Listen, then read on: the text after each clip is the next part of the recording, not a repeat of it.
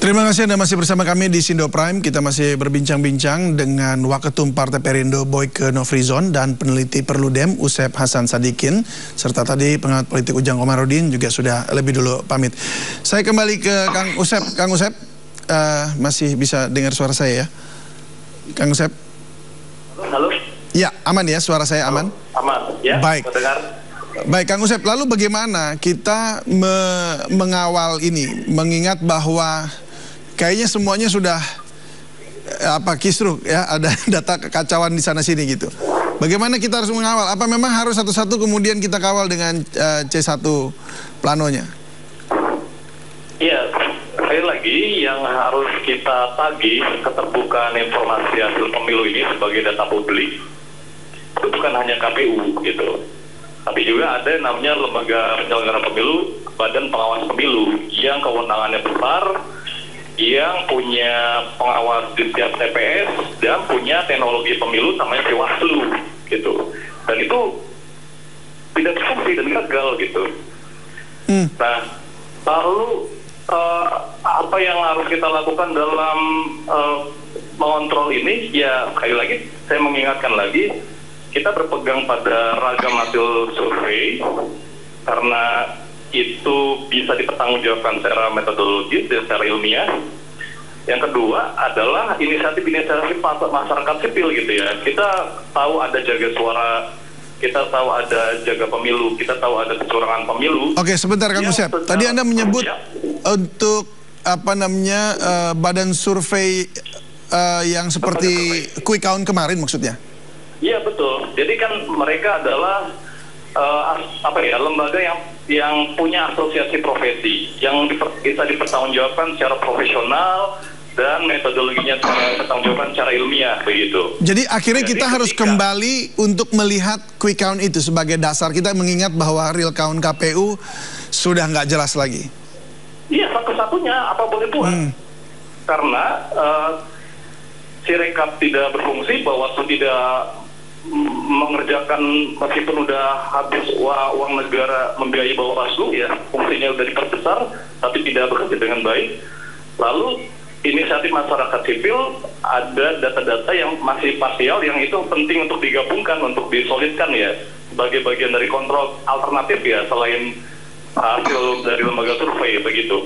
Seberapa bisa kita pegangnya mengingat juga masih ada plus minus margin of errornya itu 1%? Iya, margin of error 1% itu kan juga bisa kita pertanggungjawabkan. Itu margin of error yang cukup rendah loh, dengan sampel yang luar biasa banyak ya. Jadi ketika itu melampaui margin of error maksimum gitu ya, misalnya ada satu partai yang hasil surveinya itu di semua lembaga survei itu 2, gitu ya, 2,2, 2,3 gitu ya. Kalau ditambah maksimum 1% kan nggak nyampe 4% gitu ya. Lalu saya sambungkan dengan pendapatnya Pak Boyke, saya setuju bahwa yang rentan itu adalah perolehan suara partai-partai yang kecil suaranya. Karena itu juga menggambarkan ketidaksanggupan penyediaan saksi di semua TPS dan juga semua kecamatan gitu untuk bisa dijaga suara otentiknya gitu, suara murninya gitu. Jadi sangat mungkin bukan hanya yang dicuri itu suara antar caleg di sama partai gitu ya, tapi juga suara-suara dari partai-partai kecil yang tidak punya saksi, baik di tingkat TPS maupun di kecamatan begitu. Baik, itu kalau kita lihat berarti dari hasil survei atau quick count kemarin itu jadi dasar, maka kita sebenarnya jadi sudah tahu dong siapa yang harusnya jadi yang masuk ke DPR RI atau tidak begitu ya? Betul. Jadi kalau hasil pemilunya jauh di atas margin of error lembaga survei, ada persoalan lagi berarti itu? Ada dugaan pengubahan hasil pemilu, dan itu merupakan tindak pidana pemilu yang diatur di Undang-Undang Pemilu yang hukumannya adalah penjara dan denda begitu. Itu kejahatan serius di dalam Undang-Undang Pemilu kita, mengubah hasil pemilu. Oke, jadi ini kita masih tetap walaupun ada pegangan quick count, tapi masih tetap istilahnya apa nih, buta sebelah begitu ya, karena yang seharusnya kita andalkan real count itu tidak bisa kita andalkan begitu ya? Iya, gitu tadi. Oke, baik. Singgung. Jadi inisiatif masyarakat sipil harus disolidkan, dan kedua juga gini, kan ada calon presiden lain ya, 1 dan 3, dan mereka punya saksi dari Sabang sampai Merauke di semua kecamatan. Mereka harusnya punya juga data itu. Lalu partai-partai besar gitu ya, dari calon 1 atau 3 gitu ya, itu mereka harusnya punya data-data seluruh TPS sama kecamatan gitu. Jadi harusnya dibuktikan juga lah sama itu. Cuman kan itu biar kontestasi gitu, yang paling berkepentingan adalah mereka dan harusnya itu dibuka gitu. Nah di luar itu ya kita pegangannya adalah hasil survei dan inisiatif masyarakat sipil di pemantauan pemilu. Saya jaga suara, jaga pemilu, kecurangan pemilu, kawal pemilu dan sebagainya gitu. Baik, saya kembali ke Pak Boyke. Ini secara teknis ya Pak Boyke. Jadi secara teknis dan apa yang di lapangan sekarang mungkin yang terjadi nih, Anda jadinya dengan partai memegang data yang mana? Quick count? Ya kalau kita anggap gini ya, disampaikan tadi bahwa setelah Pilkon itu dianggap gagal karena datanya semrawut, saya enak suka-sukanya KPU karena dia lagi bermain-main. Lalu ada masukan dari kawan-kawan agar menggunakan hasil dari quick count itu sebagai acuan untuk mengetahui siapa yang dianggap nilai ya secara otentik, siapa yang dianggap bagus, siapa lolos dan belakang. Nah kalau saya anggap begini ya, kalau disampaikan tadi mungkin salah satu masukan. Ya, kalau masukan ini cukup bagus ya silakan ini dipertimbangkan. Tetapi apakah bisa bahwa hasil dari quick count ini bisa dipertanggungjawabkan secara benar dan hakiki? Karena ini menyangkut persoalan hak orang, menyangkut persoalan hak partai politik. Jadi kalau kita berdasarkan itu bukan saya tidak percaya, tetapi kita lihat dulu lembaga survei yang mana, karena lembaga survei itu sudah sangat banyak di Indonesia gitu. Kalau yang kita anggap ini si A, si B, ini agak sulit. Karena kalau ketika lembaga survei ini sudah berkolaborasi dengan salah satu partai politik maupun pasangan capres, tentunya dia akan memenangkan keberpihakan terhadap kelompoknya. Begitupun juga sama lembaga survei yang lainnya. Jadi dari yang saya tadi disampaikan bahwa kita menganggap menginginkan lembaga survei ini bisa fair, menunjukkan hasil yang sempurna, menunjukkan hasil yang benar-benar. Tapi Pak Boyke kalau nggak salah ada 6 sampai 7 yang hampir sama hasilnya. Ya bagi saya gini ya, kalau hasilnya 6 sampai 7 yang kita sama, kita tanya dulu bahwa kelompok ini, lembaga survei ini itu menjadi kelompok mana, yang pegang siapa gitu loh. Maaf loh, yang membiayai siapa? Apakah mereka sudah terkolaborasi dengan kelompok A, kelompok B? Kenapa? Karena ada 3 pasang. Ada pasangan 01, 03. 01 itu adalah pasangan yang partai politiknya A, B, C, dan D. 02 adalah partai politiknya A, B, C, dan D. 03. Nah, kita apakah bisa menjadikan lembaga survei itu menjadi acuan yang benar-benar diharapkan masyarakat Indonesia? Kenapa? Karena yang kita inginkan hari ini, yang publik inginkan, yang masyarakat inginkan bahwa hasil yang didapatkan hasil yang sempurna, hasil yang benar-benar hasil yang nyata, bukan buram abu-abu. Karena itu, karena semrawutnya yang terjadi hari ini hasil perhitungan suara di KPU, karena dianggap KPU itu bermain-main ya,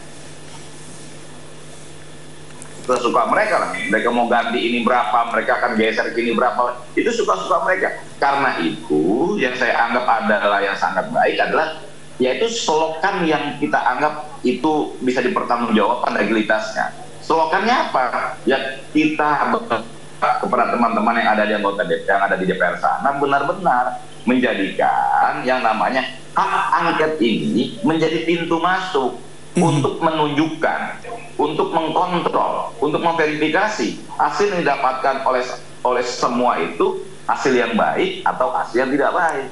Karena kan nanti akan berverifikasi dengan sendirinya ketika angket itu digulirkan, dan insya Allah ini menjadi suatu terobosan yang baik dan ini bisa dijalankan bersama. Atau kenapa tidak? Baik, dari hak Pak Boyke, inilah nanti akan terbukti. Ya, saya dengar Partai Perindo tengah mempersiapkan atau bahkan sudah dekat sekali dengan yang namanya untuk ke MK ya. Loh, kalau kita kan menuju kita ini kan partai yang belum ada ya, belum ada di Senayan. Jadi kita hanya mendukung partai politik yang ada di Senayan untuk meneruskan hak angket itu. Enggak, maksud saya itu adalah, Partai Perindo mengambil langkah instrumen itu ya. Ya, MK. Ya, kita mengambil. Ya, dari MK kita mengambil langkah itu. Tapi untuk kawan-kawan yang ada di hak angket, kita mendukung mereka. silakan mereka gitu. Kan ini jalan-jalan yang harus diambil. Pertama di MK kita diambil karena kita adalah partai pengikut partai peserta pemilu. Tetapi untuk hak angket itu kan ada di partai yang ada di lembaga dewan sana, ada di gedung DPR sana. Gitu. Karena itu kita mendukung langkah-langkah hak angket itu, dan kita juga mengedepankan tentang apa yang kita persiapkan, yaitu untuk melakukan untuk melakukan gugatan terhadap Mahkamah Konstitusi mengenai hasil dari pemilu ini. Baik, saya kembali ke Kang Usep. Terakhir Kang Usep, Anda katakan tadi bahwa Bawaslu tidak berfungsi sama sekali. Jadi seharusnya bagaimana nih? Apa yang harusnya pemerintah atau mungkin masyarakat kasih usulan untuk Bawaslu? Iya, pemerintahan 2024-2029 punya PR besar untuk memperbaiki pemilu kita. Salah satunya di kelembagaan pengawas pemilu seperti Bawaslu begitu. Jadi dalam revisi undang-undang pemilu nanti itu penting untuk melakukan banyak perubahan ya dari kewenangan Bawaslu begitu. Jadi selama jadi Bawaslu ini sebenarnya lebih kepada memang secara sistem ini kurang didukung oleh undang-undang untuk menguatkan dia, atau memang karena takut aja gitu? Kalau saya berpemahaman pengawasan pemilu itu sebetulnya adalah ranah masyarakat sipil, dan itu ada di dalam prospek di iklim kontestasi antar peserta pemilu begitu. Jadi ketika Bawaslu sejak sedang kita melalui banyak revisi undang-undang untuk terus memperkuat Bawaslu, fungsi dan kewenangan Bawaslu selalu gagal gitu. Baik. Jadi kita tahu ada politik uang, kita tahu ada korupsi politik, kita tahu ada penyalahgunaan kewenangan bansos dan sebagainya. Bawaslu bilang tidak ada pelanggaran itu. Jadi buat apa ada Bawaslu? Jadi hampir tidak ada fungsinya. Baik, terima kasih Kang Usep sudah berbagi bersama kami di Sindo Prime. Demikian juga Pak Boyke, terima kasih juga sudah bergabung bersama kami. Semoga pemilu ini tetap bisa dikawal dan sukses untuk yang terbaik. Selamat malam dan salam sehat selalu.